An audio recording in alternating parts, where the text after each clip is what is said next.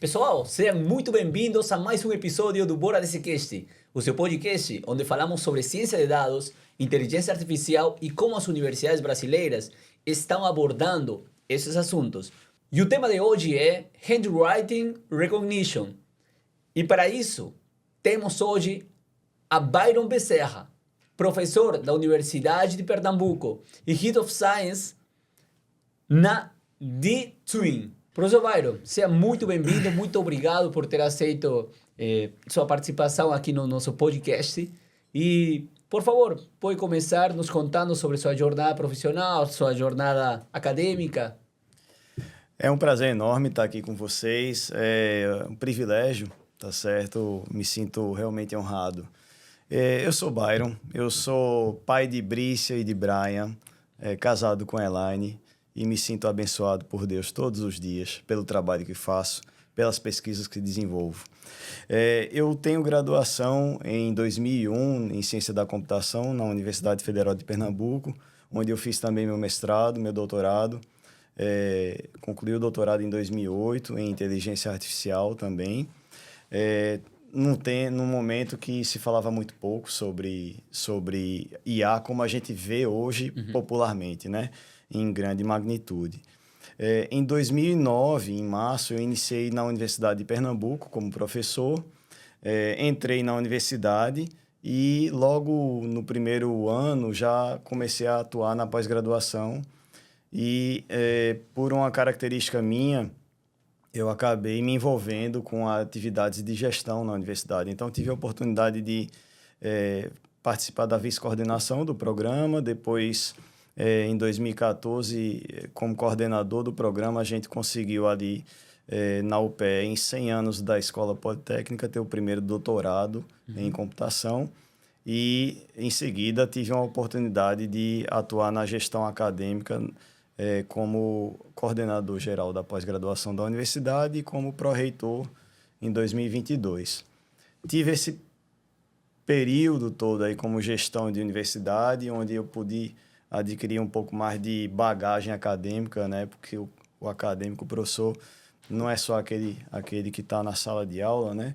A gente tem muito mais atividades ali que acabam não passando ali para as pessoas que não conhecem bem a universidade. E aí foi uma experiência muito gratificante para mim, bem sucedida. A gente teve a oportunidade de crescer bastante a universidade, ampliar a quantidade de cursos de doutorado na universidade e crescer em parâmetros de qualidade. 60 e poucos por cento dos programas cresceram na avaliação da CAPES, na gestão da gente. Bom, isso foi um período longo, né, de atuação acadêmica ali dentro da universidade. Só que em 2023 eu resgatei um pouco da minha veia empreendedora, né? Voltei um pouco a essa atuação mais voltada junto ao mercado de trabalho. E é onde as coisas convergem ali dentro do cenário da D-Twin. Eu tive uma experiência, várias experiências de interação com o mercado, e isso culminou no desenvolvimento de muitas das minhas pesquisas, né? E aí, dentro desse cenário, eu posso destacar como talvez algumas experiências já antes de entrar na universidade, com o desenvolvimento de iniciativas de empreendedorismo, já com 17 anos, mais ou menos, já programava, já fazia vinheta de edição, que era uma coisa que me impulsionava porque tinha imagem envolvida e depois ia me motivar a fazer os algoritmos de Handwriting Recognition também. Quando entrando na universidade, tive a oportunidade de fazer iniciação científica, né, com projeto na área de processamento de imagem, fazendo software para reconhecimento de placa de carro, por exemplo, e isso já era uma sementezinha que vinha surgir lá nessa área, né? De uma forma geral, maior, né, de processamento de imagem, visão computacional. Mas essa jornada ela é bem longa, eu vou tentar resumir por conta do tempo da gente. Então, eu diria para você que em 2001, mais ou menos, que é quando eu eu entro no mestrado, tive a oportunidade de desenvolver uma outra experiência de IA, né, de inteligência artificial, que deu origem ao meu mestrado, ao meu doutorado depois, e também é uma iniciativa empreendedora também, uma startup, que foi para trabalhar na área de sistemas de recomendação, né, um projeto fomentado pela IBM junto com o César, para falar de personalização da experiência de compra do cliente em sistemas de comércio eletrônico. Então, foi uma experiência interessante também que acabei crescendo, né, na área de inteligência artificial de uma maneira mais geral. Mas esse mundo mesmo, né, que a gente vai tratar aqui, que é tema do nosso bate-papo aqui, ele surge ali em 2006. 2006. Isso. Então, em 2006, mais ou menos, o César ele foi provocado, né, por uma iniciativa de desenvolver um sistema de processamento de cheque para ler os dados de um cheque emitido por uma pessoa ou por uma empresa. Sim. Na época, só tinha uma solução de fora do Brasil que funcionava razoavelmente, né? Então, o pessoal estava tentando buscar uma solução nacional para ler o cheque brasileiro, nada mais justo. E aí, na época, eu estava fazendo meu doutorado. Tive a oportunidade de conhecer as pessoas, porque eu tinha tido várias interações com o pessoal no César, na época de estágio. Confiavam já no meu trabalho e me chamaram para trabalhar junto com esse desafio. E aí, em 2006 ainda, a gente lançou um sistema e ele entrou em produção no mercado bancário nacional para processar cheques. Sim. E, embora em 2008 a empresa em si, a startup, ela foi descontinuada, ela conseguiu entregar um sistema, né? Até hoje em dia já funciona o sistema e já ultrapassou 1 bilhão de cheques processados aí por meio dos algoritmos que a gente desenvolveu na época. Então, foi uma grata experiência, né?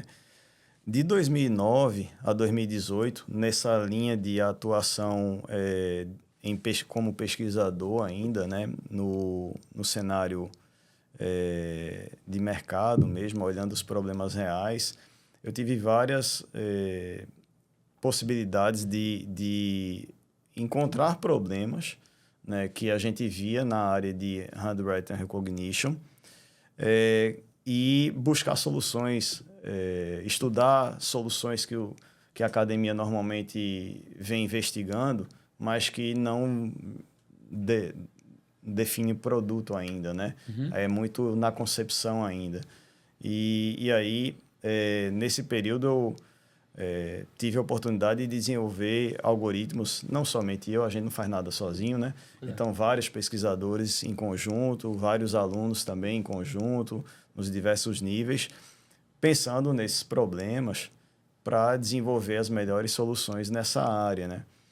E, dentre algumas situações que eu vejo que vale a pena destacar são algoritmos para processar documentos, né, escritos em português do Brasil para processos como a abertura de uma conta corrente, que tem lá documentos de declaração de residência, certidões, documentos de identificação, contra-cheques. São documentos diversos que a gente vê num cenário como esse e que tem grande diversidade. Mas nesse período também, uma coisa que é bem interessante que ocorreu foi a gente ter sido reconhecido como um grupo diferente aqui no Brasil que tinha capacidade de lidar com o problema do cheque brasileiro. Então, em 2011, a FEBRABAN nos convidou para fazer um estudo para que a gente pudesse verificar os problemas que estavam acontecendo na época para processar esse tipo de documento. Então, a gente teve a oportunidade de orientar, digamos assim, o sistema financeiro da maneira como eles deveriam trabalhar com a imagem do cheque, os algoritmos, os desafios que eles precisavam resolver para eles terem condições de ter o máximo de automação possível naquele processo, né? E foi um projeto desafiador, que a gente rodou um bocado de cidade do Brasil para poder verificar o que estava acontecendo e coletar informações. Então, foi uma outra experiência também que eu acho que é bastante interessante nesse período. E foi nesse período também que uma coisa puxou a outra, né? O meu amadurecimento como pesquisador nessa área também aconteceu, porque quanto mais problemas você vê dentro do cenário do dia a dia, né, em real time, né, você consegue criar soluções inovadoras para esses problemas que vão surgindo.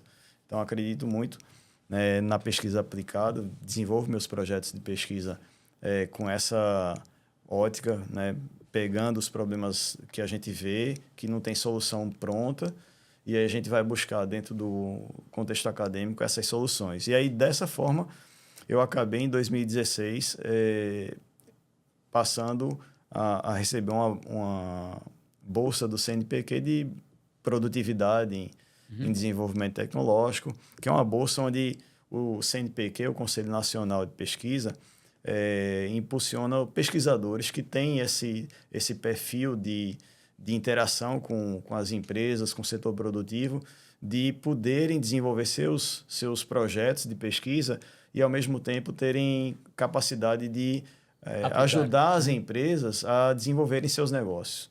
Então, tive essa oportunidade e eu acho que isso até hoje continua por conta desse perfil, né, às vezes eu acho dessa inquietação que eu tenho de buscar esses problemas junto ao mercado. E a Ditwin, ela surge ali em 2019, quando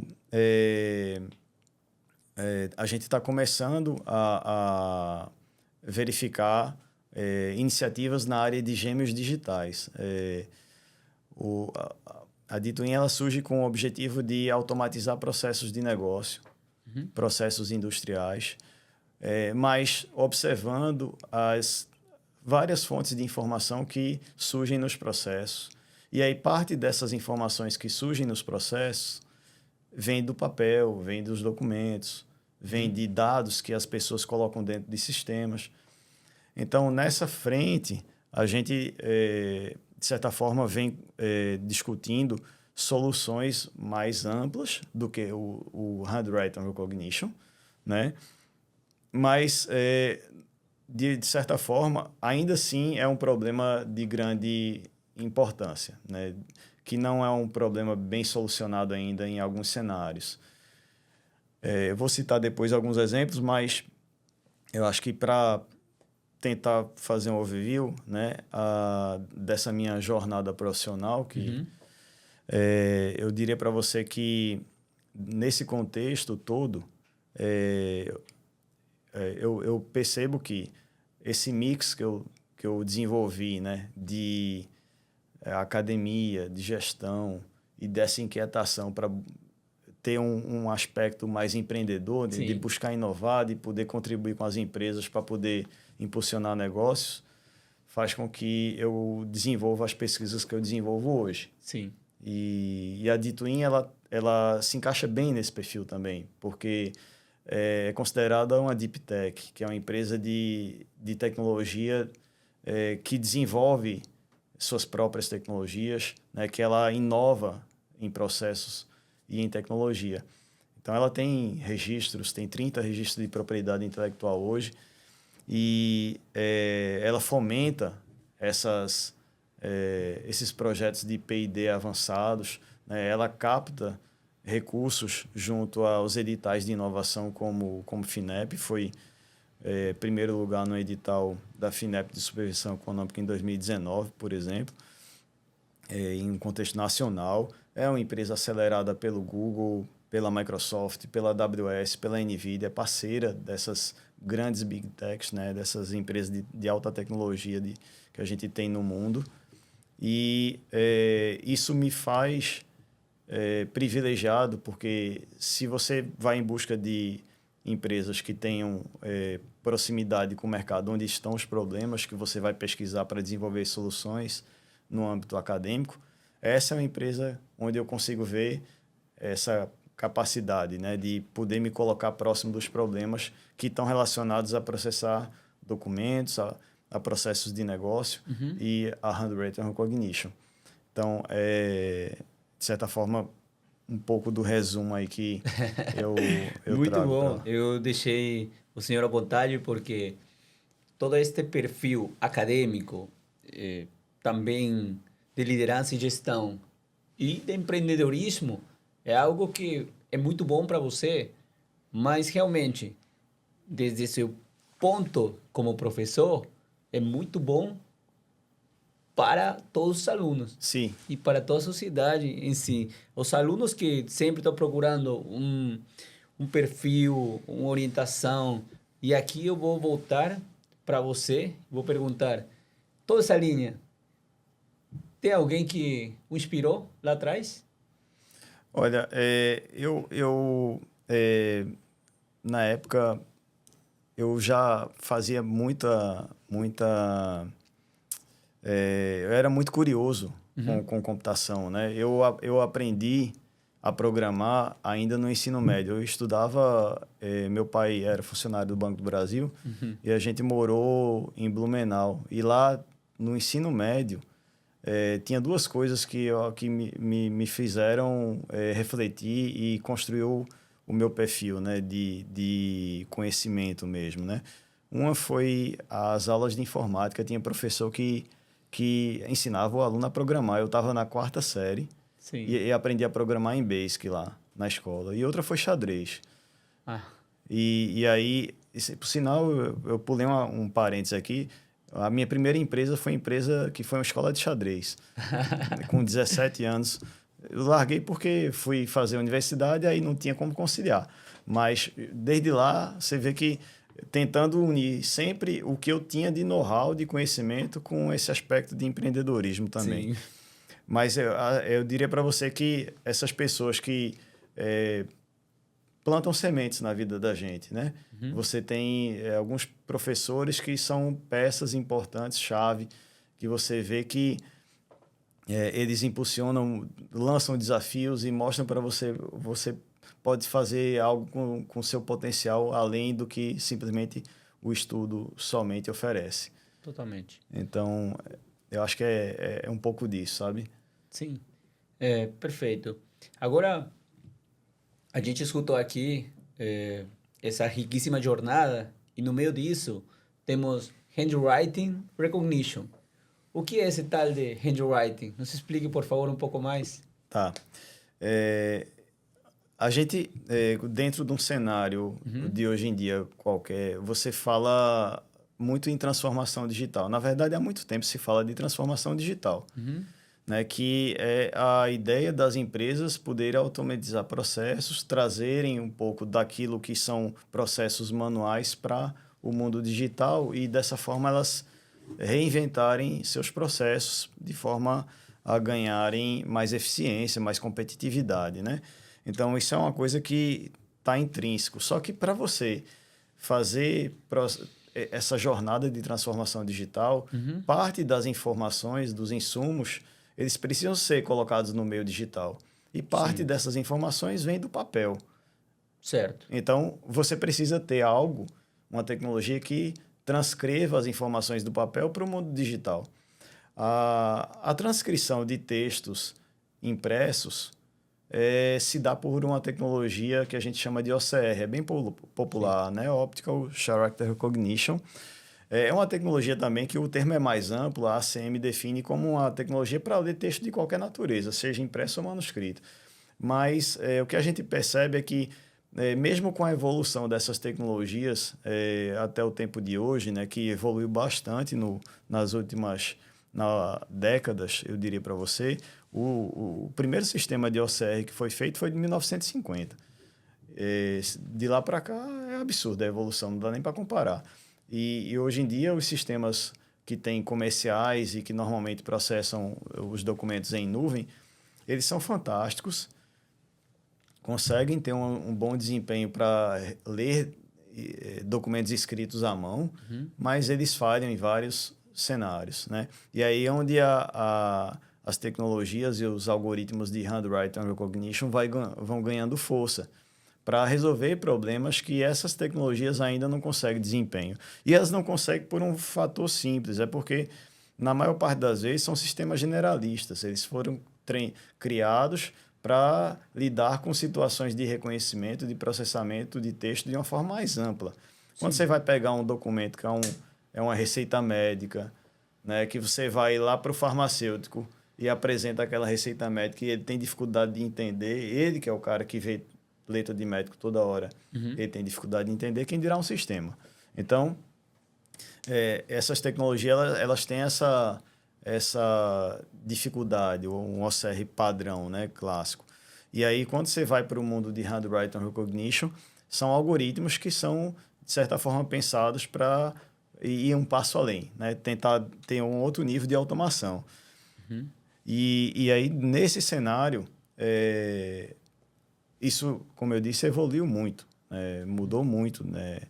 E dentro desse aspecto, os sistemas originalmente eles tinham várias etapas de processamento, de pegar um documento que é escaneado primeiro, aí depois fazer um tratamento do documento, que é como a gente chama de fazer uma limpeza, tirar tudo que é sujeira, ruído, depois fazer um processo de segmentação do documento, que é separar linhas, separar palavras, separar caracteres, para depois fazer o processo de classificação de cada caractere, por exemplo. Isso digamos assim, como foram concebidos os primeiros sistemas de OCR. Ocorre que quando o texto ele é escrito de maneira cursiva, é uma escrita à mão, você separar os caracteres é uma coisa que é meio difícil. Os caracteres eles são entrelaçados, né, com o texto cursivo. Às vezes você tem letra de forma que ajuda, mas esse processo é mais complexo. Se você pegar documentos que são ainda mais antigos, por exemplo, manuscritos. Cartas antigas, né, da época do colonialismo, enfim, você vai ver ainda mais desafios, porque você tem o envelhecimento do papel, aí a informação que está numa página aparece na outra e vice-versa, então você tem desafios aí de interferência do fundo com a frente do documento que torna ainda mais complexo. As caligrafias diferentes. As caligrafias. Os idiomas. Os idiomas, né, que são naquele período, enfim, o idioma ele tem aquela questão tradicional, cultural, né? Então, tudo isso torna o problema mais desafiador para essas tecnologias mais generalistas, né? E aí eu diria para você o seguinte, handwriting recognition digamos assim, uma área que vai permitir que você combine conhecimentos de alguns ramos da IA. Você vem ali com visão computacional, você vem com machine learning, você vem com processamento de linguagem natural, com deep learning. São algumas áreas, ou sub-áreas, eu diria, que são combinadas para você conseguir ter o melhor desempenho em cima de uma tarefa de handwriting recognition. Né? Fora processamento digital de imagem, que não está dentro da IA exatamente, mas que é um elemento crucial para você ter resultados importantes também. Eu acho que, se você pegar, por exemplo, na área do dia a dia da gente, você vai para uma concessionária comprar um carro, se você não tiver uma declaração de residência, um comprovante de residência, você pode escrever, eu, fulano de tal, moro na rua tal, não sei o quê, de próprio punho, e isso vale como comprovante de residência. Então, imagina que uma empresa como essa está fazendo um processo de transformação digital, onde ele quer automatizar o processo de entrada dessa documentação para que o processo de análise do crédito seja aprovado de imediato para essa pessoa que está fazendo a compra. Então, para que isso seja viabilizado, você precisa de um sistema de handwriting recognition para que o sistema consiga ler a tua carta, a tua declaração, e essa informação ser cruzada com os teus documentos de maneira automatizada, para que depois você não tenha um bocado de gente olhando ali no sistema e fazendo o cara crachar. Dentro de uma sub-área de Handwriting Recognition, a gente pode ver a questão da verificação da assinatura também. A assinatura é uma escrita, né? É uma informação escrita. Sim. E aí, muitos processos também requerem que você faça o confronto de uma assinatura que você faz ali na declaração, por exemplo, contra um contrato, contra um documento de identificação. Então, aí também entra um pouco desses algoritmos que a gente desenvolve em Handwriting Recognition também. Então, acho que são casos, né, são questões que estão ali surgindo e que demandam esse tipo de tecnologia. Sim. Eu pensaria em um desafio daquela tecnologia, ou, por exemplo, quando você vai para um banco, ou você vai para um banco, digamos. Sim. Eu quero fazer novamente um cartão ou reconhecer minha... Tenho que passar por el processo de assinar novamente. Sim. E tua assinatura, muitas vezes me passou, você tem que fazer a mesma assinatura. Mas, jovem, peraí, minha assinatura já não é aquela que eu fiz há 5 ou 7 anos. Sim. E agora? Esse é um problema que enfrenta também? A questão da temporalidade. Isso é uma questão que o sistema, né, ele precisa considerar. Sim. A gente acha que o cheque acabou, né? Vou voltar à questão do cheque. O cheque, quando a gente fez a consultoria né, da Febraban em 2011, naquele ano foi emitido 1,2 bilhões de cheques no ano. Em 2023, foi emitido quase 170 milhões de cheques. A gente acha que foi pouco, mas ainda é um bocado. Então, nessa jornada de processamento de cheque bancário, esse problema da assinatura é crítico.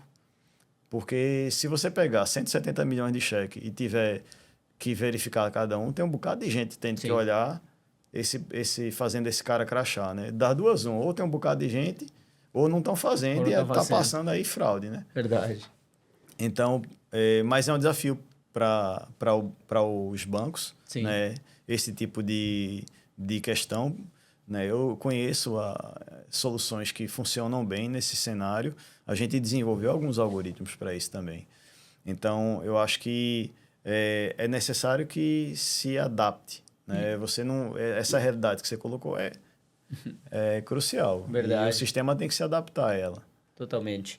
E agora, já que estamos mencionando sobre alguns projetos, gostaria, por favor, que nos contasse sobre um projeto de maior relevância, o projeto que você tem mais carinho, e desde já aproveito para parabenizá-lo pela sua participação agora na conferência sobre visão computacional e reconhecimento de padrões. Nos conte também um pouquinho mais sobre isso. Tá. Bom, eu vou começar por ela, então, porque eu acho que é um destaque importante. A gente teve agora em Seattle, né, em junho, fazendo a apresentação de um trabalho que foi um trabalho que é fruto da pesquisa de doutorado de David Castro. Foi um aluno que eu tive no mestrado. Ele começou a pesquisar nesse tema de processo de Handwriting Recognition ainda no mestrado comigo. A gente chegou a fazer uma submissão numa competição internacional, tivemos um bom destaque nessa competição e ele se motivou muito. Depois ele concluiu o mestrado e entrou no doutorado com um grande parceiro de pesquisa meu no Centro de Informática, que é o professor Kleber Zanquetin. E eu participei também, contribuí um pouco com a orientação dele, mas esse final do doutorado dele surgiu esse trabalho e o trabalho ficou tão bom que o pessoal julgou como um melhor trabalho, né, dentro do contexto que ele foi apresentado. Então, é realmente um trabalho que chamou muita atenção e que deve trazer muitos frutos ainda. Trata-se de uma pesquisa muito nova, é uma abordagem muito incipiente de processar documentos manuscritos, porque tradicionalmente os sistemas eles pegavam linhas de texto e faziam a transcrição de linha de texto. Esse sistema ele pega uma página completa e sem fazer tratamento de imagem, sem fazer localização de linha de texto, nada disso que era feito em várias etapas preliminares precisa ser feito. O sistema ele é um sistema que a gente chama fim a fim e que ele permite que você coloque a imagem que foi escaneada, por exemplo, e ele transcreva o texto de uma maneira imediata, sem ter que fazer outros tipos de trabalhos e de uma maneira eficiente. Então, isso faz com que o sistema tenha um grande valor, né?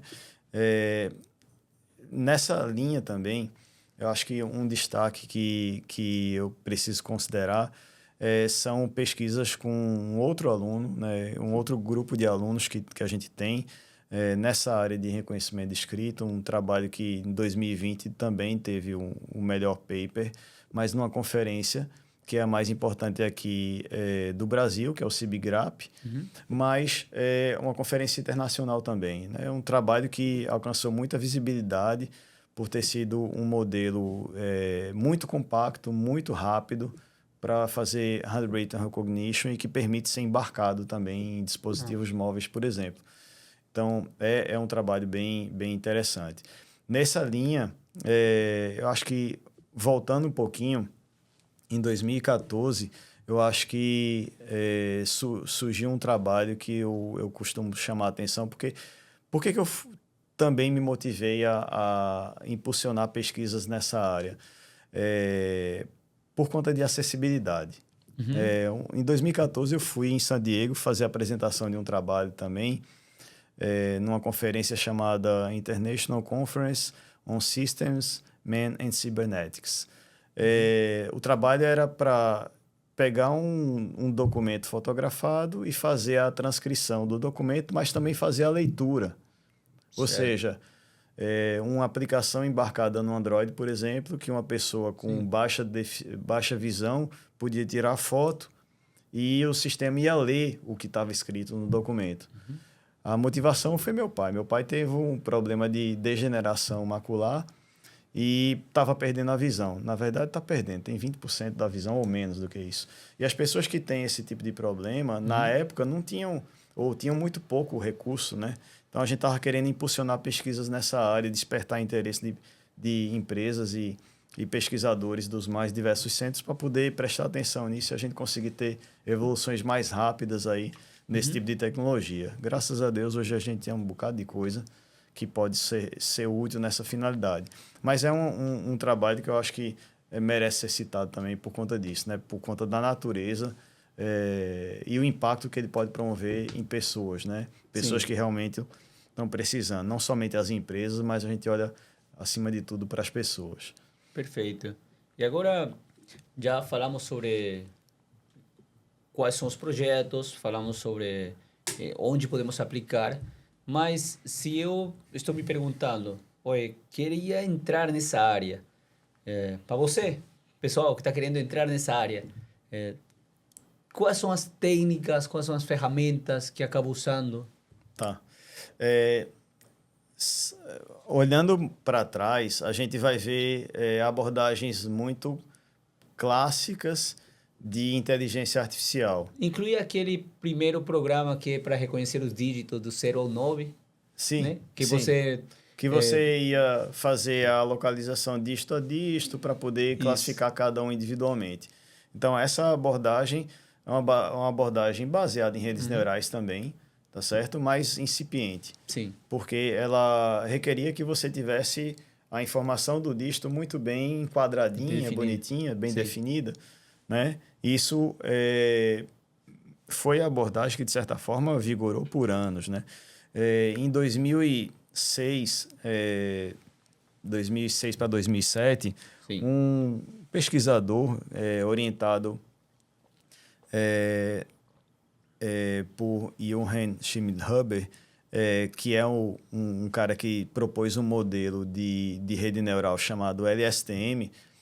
Esse aluno de doutorado dele desenvolveu um método baseado em redes convolucionais, que são redes que acabaram sendo muito popularizadas nessa primeira década desse século, né? E depois cada vez mais, eles conseguiram vencer uma barreira que estava muito tempo não superada na área de reconhecimento de linhas de texto. Sim. Usando uma abordagem baseada em redes convolucionais concatenada com redes recorrentes. Tudo isso é rede neural. Sim. Mas a diferença em relação aos métodos anteriores é que esse modelo ele não requeria que o sistema cuidasse de pré-processamento e segmentação, coisas que eram cruciais para ter um bom desempenho e que a turma que normalmente usava abordagens mais baseadas em princípios da estatística utilizava, usando modelos de Markov, por exemplo. Nessa área, o pessoal usando redes neurais com redes convolucionais e camadas recorrentes conseguiu ter o desempenho que superou o estado da arte e daí para frente foi o modelo que culminou. Então, de certa forma, o que eu diria para o pessoal?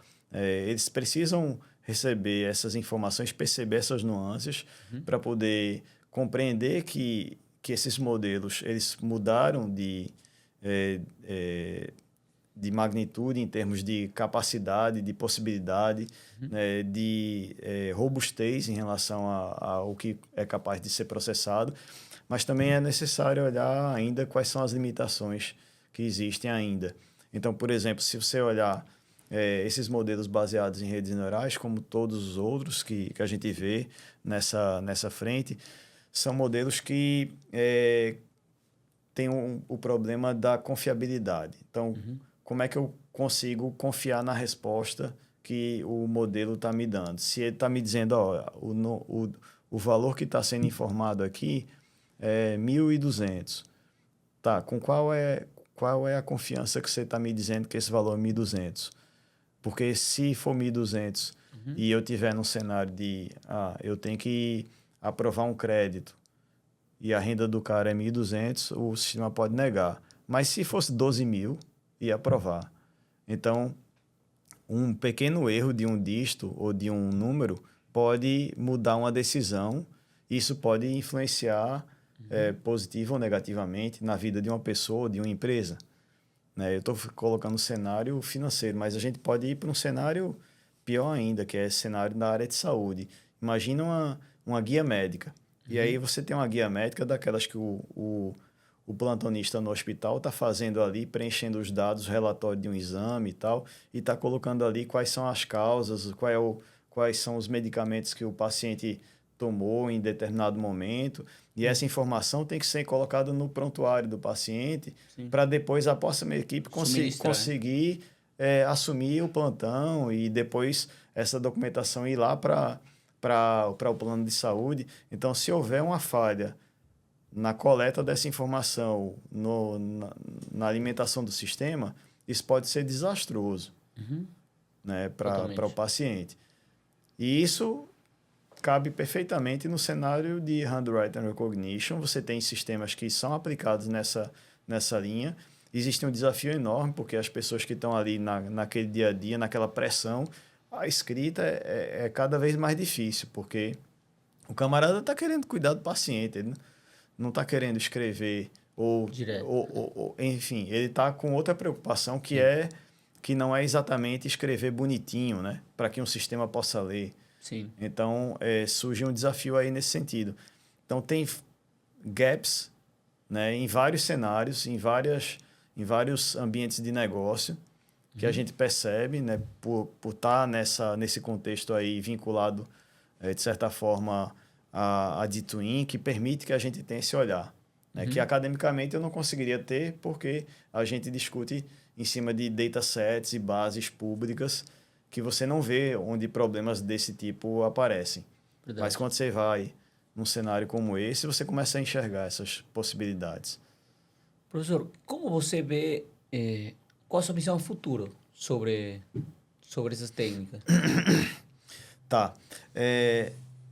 Você, dentro desse conjunto de trabalhos que a gente desenvolveu e da experiência que a gente acumulou, um dos desafios que existe é quando você não tem uma quantidade grande de informação. Porque esses modelos de Handwritten Recognition são modelos de aprendizagem de máquina. O que é o modelo de aprendizagem de máquina, por premissa, pensando em um modelo de aprendizagem supervisionada, precisa de dados, Sim. precisa de imagens, e essas imagens precisam estar rotuladas para que eu possa treinar o sistema. Né? Eu preciso de algo que o sistema possa aprender para poder a gente conseguir usá-lo depois. Então, se eu tenho poucos dados, eu tenho um desafio. Então, esse desafio, por exemplo, no idioma português, é crítico. A gente tem quase nenhuma ou pouquíssima base em português brasileiro, de manuscritos em português do Brasil, com diversidade.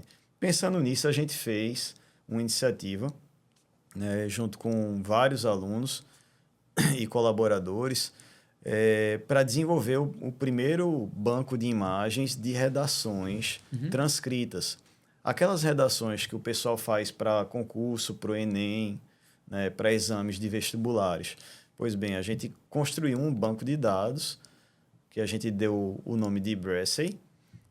Foi uma homenagem que eu dei à minha filha. Mas Brassey, a sigla é de BR Essay, né? É redação brasileira. Sim. Então, acabou que, coincidentemente, se parece com Brícia, né? E aí a gente teve essa iniciativa porque, com essa base, a gente consegue validar os modelos de Handwritten Recognition para o nosso idioma. Para que a gente possa perceber como é que estão os sistemas de Handwritten Recognition em português do Brasil. Como se escreve no Brasil. Com os erros, com o jargão, com as expressões brasileiras. Então, a gente fez esse banco e, mais ainda, a gente fez uma competição, a gente promoveu uma competição internacional, como várias das que a gente participou no passado, mas agora a gente promovendo a competição, a gente chamou os pesquisadores do mundo todo para lançarem seus sistemas, submeterem seus sistemas para a gente avaliar qual desses sistemas se dá melhor no ambiente do português do Brasil, para ler essas redações, para ler documentos escritos em português do Brasil. E aí, agora em agosto, eu estou indo em Atenas, né, apresentar o resultado desse trabalho numa conferência que é a International Conference on Document Analysis and Recognition. E a gente vai apresentar os resultados. Eu acho que vai dar muita visibilidade. É um trabalho que dá para a gente uma possibilidade de realmente perceber o que está acontecendo no âmbito do Brasil, porque se fala muito nos idiomas que estão ali no contexto do europeu, sim, ou do americano, o inglês, o espanhol, mas do português quase nada tem nessa de banco de dados, de banco de imagens que a gente possa experimentar e avaliar, tá certo? Então, é uma iniciativa que a gente desenvolveu.